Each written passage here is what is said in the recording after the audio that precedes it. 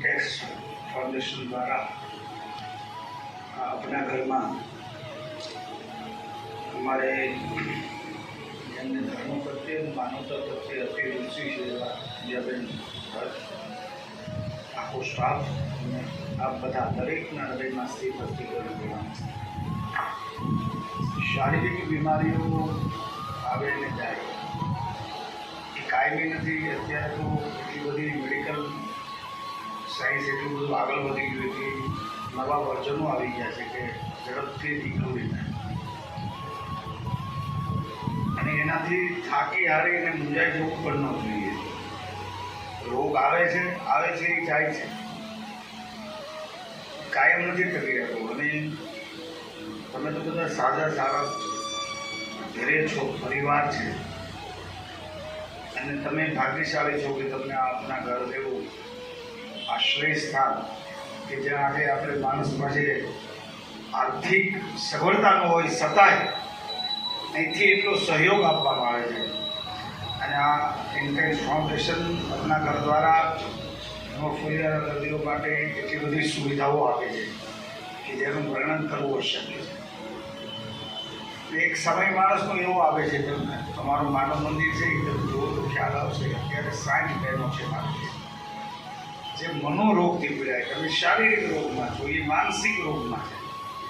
અને એકવાર આ જે માનસિક રોગમાં બધી દીકરીઓ છે, યુવાન દીકરીઓ છે, રૂપાળી દીકરીઓ છે, બધું છે, એમ કોઈ ઘેરે રાખવા તૈયાર નથી. જેને રોડ ઉપરથી પોલીસ લઈ આવે એને અમે હાજરીએ છીએ. અત્યાર સુધીમાં એમાંથી 122 સાજા થયા. તો તમે બધા કેમ ન? તમારી અંદર પોઝિટિવિટી હોવી જોઈએ અને અંદર ઉર્જાના કેન્દ્રો છે એને કાર્યરત કરવા જોઈએ. પોઝિટિવ ઘોરાઓ ઉત્પન્ન તમારા થશે, પોઝિટિવ ઉર્જા કાર્યરત થશે એટલે રોગ તમારો જે છે એ આપોઆપ કંટ્રોલમાં થશે. આ બધા ઝાઝા મનના કારણો છે. રોગ આવે ત્યારે આપણે માનસિક રીતે પડી ભાંગીએ છીએ, રોગ આવે ત્યારે શારીરિક રીતે પડી ભાંગીએ છીએ, રોગ આવે ત્યારે આર્થિક રીતે પડી ભાંગીએ છીએ. પણ સૌથી જો ભયંકર હોય તો માનસિક રીતે તૂટી જઈએ એની કોઈ દવા નથી. એમાં હવા અને દુઆ બે કામ છે. એટલે માનસિક રીતે ક્યારેય હરેરી ન જવું, મૂંઝાઈ ન જવું, ખોટા નબળા વિચાર ન કરવા.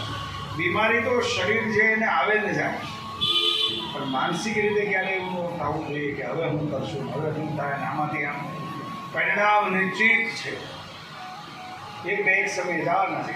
તો પછી શાશ્વત સત્યને સ્વીકારાય, પણ માનસિક રીતે ક્યારેય એવું મૂંઝાઈ ન જવું. હવે તમે માનસિક રીતે જ્યારે મૂંઝાઈ જાઓ ને, ધીસ ઇઝ સાયકોલોજીકલ ઇફેક્ટ.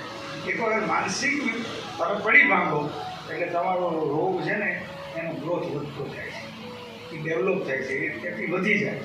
કારણ કે તમે માનસિક રીતે એકદમ નબળા પડી ગયા, માનસિક રીતે બી ગયા, માનસિક રીતે બીકાઈ ગયા, જેથી રોગ તમારા ઉપર હાવી થઈ જાય, તમારો પગ સંભાળે.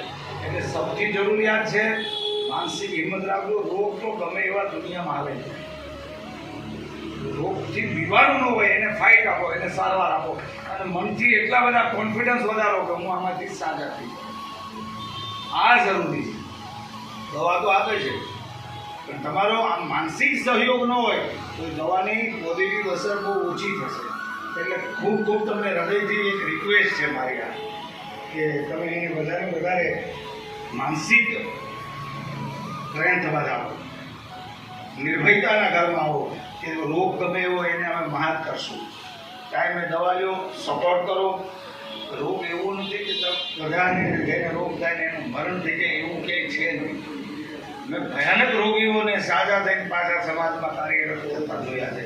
સ્વામી રામકૃષ્ણ પરમહંસને કેન્સર હતું, આપણે ડોંગરીજી બાપા. સંતોષ બીમાર પડે, શરીર હોય એને ધર્મ લાગુ પડે જ છે, પણ માનસિક રીતે ક્યારેય ભીરુતા ન આવે. અને બેનનો સ્વભાવ એવો છે કે તમને બધાને આ તમારા પુણ્ય કે તમને આપણા ઘર બનવાળો બેન બન્યા એટલે તમને સતત તમારા માટે ચિંતા કરે, ફોન કર્યા કરે આપણા પેશન્ટ છે બાકી આમ છે. તમે કલ્પના કરો આજે માણસ પોતાના ધક્કો મારી દે છે. એ તો જ્યારે રીતે ને ત્યારે અમારા માનવ મંદિરમાં આવો ત્યારે જોશો એ દીકરીઓને મા બાપ છે, પરિવાર છે, આજે કોઈ લેવા નથી. હાજર થઈ જાય એમ કહીએ ને કે ભાઈ હવે હાથું થઈ ગયું ચડી જાઓ તો કોઈ આવતું નથી. હમણાં દિવાળી પછી એક બેન લાવ્યા છે દાતરણી ગામમાંથી રગડતી ભેગી હવા વર્ષની દીકરી ત્યારે પોણા 2 વર્ષની છે. એના બાપનું એડ્રેસ મને મળી ગયું. મેં વાત કરાવી કે ભાઈ તમારી દીકરી તમારા ઘરવાળા એ કે મારે જોતા નથી. આ દીકરીને દયા નથી આપી. એટલે આ જગતનો ક્રમ છે, સ્વાર્થી છે જગત. પણ તમે અંદરથી મજબૂત રહો તો રોગના ઉપર તમે વિજય પ્રાપ્ત કરી શકો, રોગને માર કરી શકો. દવા તો છે જ, દવા જરૂરી છે. અંધશ્રદ્ધામાં કોઈ દિવસ ન થતા. અંધશ્રદ્ધાથી ક્યારેય રોગ મળતા નથી. 1+1 = 2. દવા, દુઆ અને હવા આ 3 વસ્તુ કામ કરે છે. અને સારા વિચારો કરશો ને એને કોઈ એન્ડ નથી. પોઝિટિવ થિંકિંગ, તમારા વિચારો ઉચ્ચ કક્ષાના હોવા જોઈએ. વ્યક્તિ મહાન નથી, કેરેક્ટર ઇઝ ધ બેસ્ટ. વ્યક્તિનું ચારિત્ર મહાન હોય છે. અને તમારું અંદરની જે તાકાત છે ને એ મહત્વની છે. એ તમારા રોગ ઉપર કંટ્રોલ કરી શકે. તમે ઝડપથી સાજા થઈ જાઓ અને બધા નોર્મલ જિંદગી કાકડામાં જઈને જીવો, પરિવારમાં જઈને જીવો. એવી પ્રાર્થના. આ બધા મારા હૃદયમાં બીજા અસ્તિત્વને પ્રણામ. જય શ્રી રામ.